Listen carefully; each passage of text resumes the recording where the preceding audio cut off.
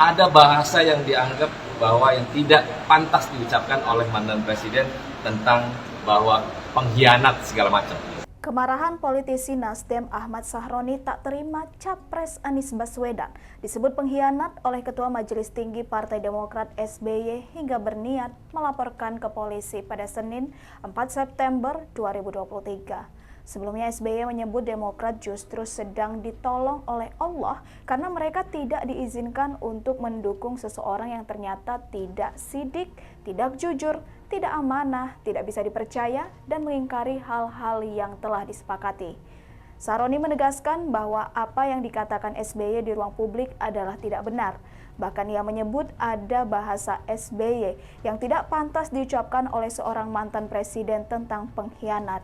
Sahroni bahkan menegaskan pernyataan SBY yang menyebut akan ada deklarasi Anies AHY pada awal September itu adalah pernyataan yang bohong.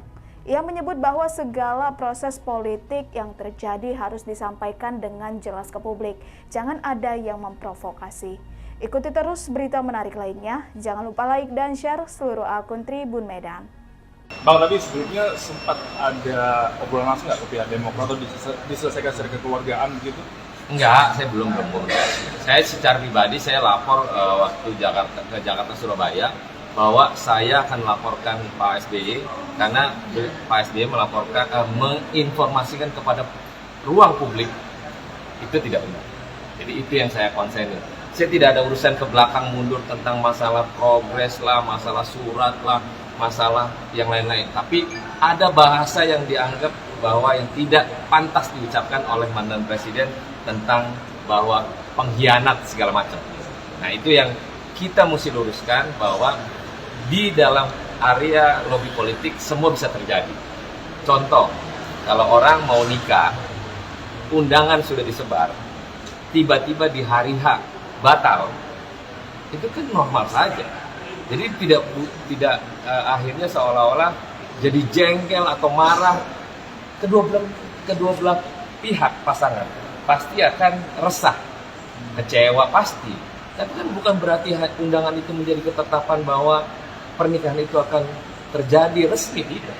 Selama akad nikah belum diucapkan, maka tidak ada terjadi pernikahan resmi. Ini contoh. Maka inilah proses politik yang harus di publik menjelaskan secara baik. Jangan sampai akhirnya diprovokasi. Kita nggak mau lah. Nasdem itu Pak Surya hatinya tidak ada punya niatan menjadi pengkhianat, tidak ada dalam mukanya. Saya sebagai kader 10 tahun tidak pernah memerintahkan hal-hal jelek untuk dilakukan oleh kader yang tidak pernah ada. Tidak pernah Pak Surya memerintahkan hal-hal negatif untuk lawan politik. Beliau selalu ikhlas dan legowo apa yang terjadi dalam proses politik. Tapi yang menjadi anggapan dari sendiri adalah Pak, dari Partai Nasdem nggak ada obrolan gitu Pak dengan Partai Demokrat. Ada. Jadi Pak Anies telepon, nggak diangkat sama AHY. Pak Sudirman Said coba komunikasi dengan pihak Demokrat, nggak diangkat. Jadi semua proses itu sebenarnya sudah dijajaki di awal. Tapi waktu deadlock itu terjadi tentang pemilihan cawapres, Pak Anies itu bersama tim 8 itu menyerahkan kepada partai politik. Maka itulah Pak Surya mengambil decision dengan keputusannya untuk Cak Imin menjadi cawapres. Itulah decisionnya sebagai ketua umum. Kan karena Pak Anies kan bukan partai politik.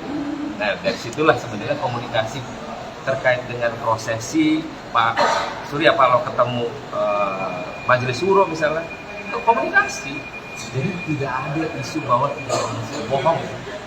Jadi kita pengen bahwa ruang publik ini diberikan narasi yang contoh yang baik lah, contoh komunikasi yang cukup. Jangan sampai membuat kubu-kubuan dan akhirnya keributan itu terus-terusan gara-gara seorang AHY nggak jadi cawapres. Ya kan namanya belum rezeki, belum garis tangan. Kan AHY sama saya umurnya sama, masih ada ruang 2029 lah dia sebagai capres nanti kan banyak.